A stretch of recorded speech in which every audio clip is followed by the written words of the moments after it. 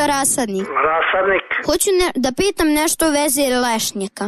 Da li nešto može da se posadi pored njega, u njivi? Pa može, između redova i ovo. A šta sve može? Pa ne znam šta ćete da sejete.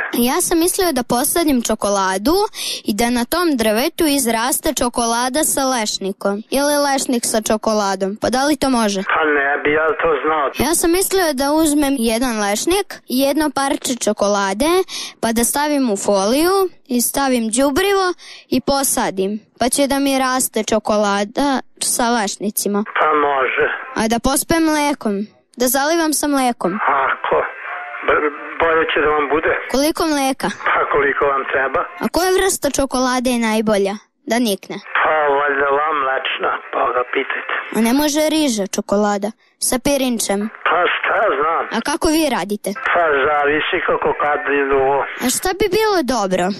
Da vi meni isporučite kamion lešnika i kamion čokolade, pa ako ne bude moglo da raste, ja ću lešnike da vam vratim, a čokoladu ću da pojedem. Mi to ne proizvodimo sad. Uz osmeh život dobro zvuči. Radio S. Mali Marko.